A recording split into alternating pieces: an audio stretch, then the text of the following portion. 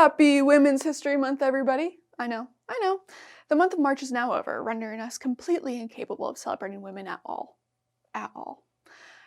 Guess we have to go back to celebrating normal history now, you know. The scientists, the inventors, the doctors, the soldiers, and the athletes. Wait, oh god. You mean to tell me that women's history is history? And we can talk about it all the time? Not just for 31 days out of the year? Cool. So that means I have time to tell you now about Annie Smith Peck, who is one of the most badass women to walk not only North Main Street, but our entire planet. Trust me, because she covered a lot of it. So, ASP. Can I call you ASP? ASP lived a life that was, simply put, her own adventure. Seemingly from the moment she was born in Providence on October 19th, 1850, ASP was widely cognizant that unless you were born a straight, white, cisgender, middle, upper-class Christian man, you were going to be placed at a societal disadvantage. Kind of like today. And that's not to say she wasn't born with certain advantages, because she was. She was born into a well-off white Baptist family with a father and 3 older brothers that all went to Brown University.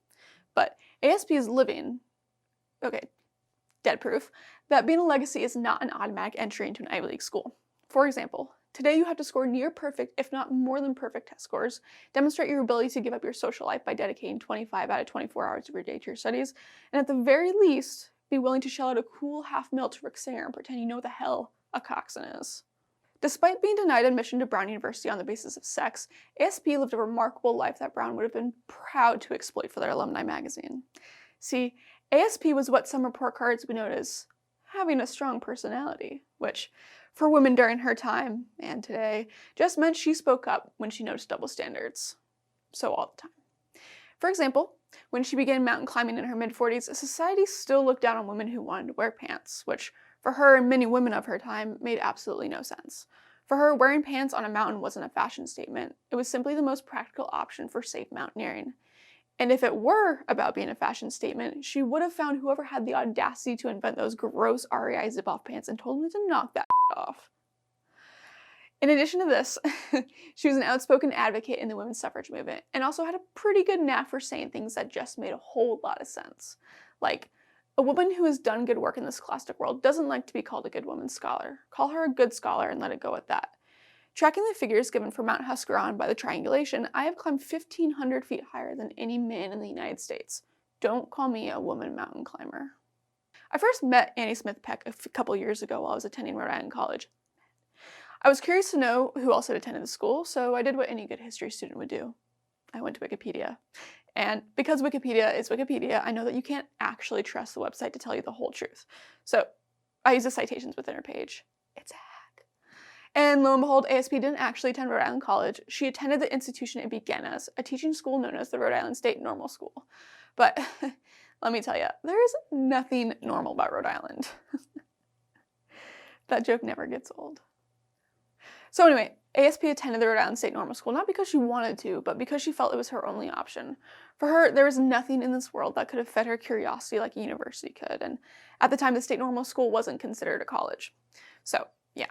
She was stuck in a little bit of a rut for a couple years in her early 20s, trying to figure out what she wanted to do with her life, but who among us haven't actually been in that place during that time? Who among us haven't bleached our hair, moved across the country on a whim, or chose Mr. Lemon as the go-to frozen lemonade place in Rhode Island? Like I said, a rut. But ASP didn't let a no you can't attend Brown or no we don't have any teaching jobs for you in Providence stop her from finding ways to get that college experience that she wanted. And it was this that drew me to her. Not the fact that a literal mountain was named for her, not the fact that she was, regardless of sex, one of the most accomplished mountaineers of her time, even though she didn't begin until she was in her 40s. It was how she lived her life that allowed her to accomplish her feats. Simply put, no was not a word she accepted as set in stone. While she is known more for what she did as a mountaineer later in her life, all the choices that she made while she was younger to bet on herself were what set her up for success in the long run. And when she couldn't find a job teaching in Providence because her teaching certification didn't hold as much weight as a degree from a university did, she moved west to teach. When Brown University denied her admission on the basis of sex, she attended the University of Michigan and was elected as the vice president of her class within her first month. And when her friends surmised that Annie would never venture a rod from Providence lest she should lose her identity, she said, you're right. No, not really. She definitely left the state. May have even been the first and only Rhode Islander to do so. Pretty sure.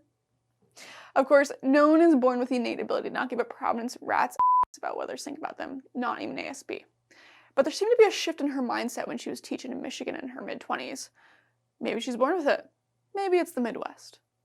While she was there, she gained support from her superintendent of the school she was teaching at, as well as the president of the University of Michigan, to apply to college because, unlike higher educators back home, these two believe women belonged in all the same spaces as men. Except maybe your buddy Steve's apartment, where the hardwoods all have now turned into like this weird faux shag rug deal from all the mold that's been growing there. No one belongs there. Come on, Steve. Another detail about ASP that drew me in like a Rhode Islander to anchor tattoos was the fact that she really began to live the life that she wanted to when she was 27 years old, when she told her parents that she was doing the damn thing and going to college.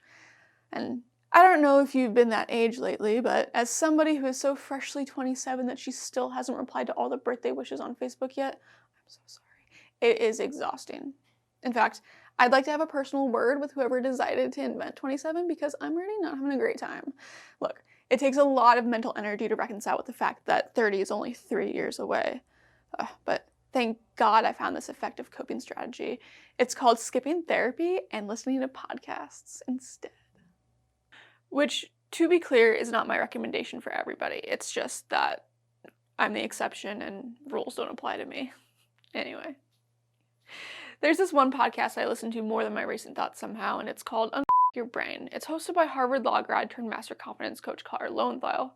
Kara uses her cognitive science-based techniques to coach women to rewire their brains in order to overcome social conditioning, imposter syndrome, and really all the anxiety that comes with being a woman. One of the techniques that she teaches is to look at situations with a neutral thought. So, for example, instead of thinking, wow, I feel like a huge idiot for drinking too much at Beauty Fest, you can think, wow, I'm sure everybody feels like a huge idiot for drinking too much at PVD Fest. Neutral thoughts. So the other night, I wake up once again during the 3 a.m. witching hour, which I promise you, it's my anxiety talking, not my affinity for all things occult. I was laying in bed, awake, wearing my Christmas hamster jammies, which, for the record, are Christmas jammies with hamsters on them, not hamster-sized Christmas jammies. And I figured, well, if I can't sleep, I should be productive. Healthy, I know. So that's when I decide, wow, this is a great time to work on my mental well-being. I'm going to listen to a podcast that'll tell my brain I'm awake so I can't get back to sleep, even if I wanted to. So, 3 a.m., I go to the podcast library and I pick a random episode. This random episode being Choose Your Own Adventure from March 2020. Hashtag TBT. That's when things got weird. As if me wearing hamster jammies in March wasn't weird enough. So, I was listening to this episode, and in it, Kara coaches a listener to view your life as if it were an adventure book where you get to create your own story. One path is not better than another because they'll all come with their own upsides, downsides, Ariana Grande side to side, so we should look to make decisions based on what we want to do, not what we feel like we need to do, or even what we're destined to do based on our life circumstances. And that's when I realized, holy tonight's witching hour was sponsored by Annie Smith Peck. Seriously though, after reading about ASP online and in Hannah Kimberly's biography, I am convinced that I was visited that night by the ghost of Annie Smith Peck. Mostly because she shot me a text earlier and told me she was floating by to pick up her phone charger that she left in my place. But mostly for coincidental reasons. Like one. The podcast episode of Cars that I listened to spoke about the balance of the good and the bad and the happy and the sad moments in life that you'll experience in any given circumstance. Annie knew about balance pretty well because, hello, she was born on October 19th, and you know exactly what I'm about to say. She was born on October 19th, which means she's a Libra, which means her sun sign is all about balance, which means nothing. Because I'm an Aries, and that's it. That's all. Reason 2. Despite the constant pressure in her early years from her family and friends to only walk along the paths that were already set for her, Annie pushed boundaries and quite literally blazed her own trails. All in her new 2021 Subaru Legacy from Bliss Subaru in West Warwick. No, they don't sponsor us. They just won't stop calling me. Reason number 3.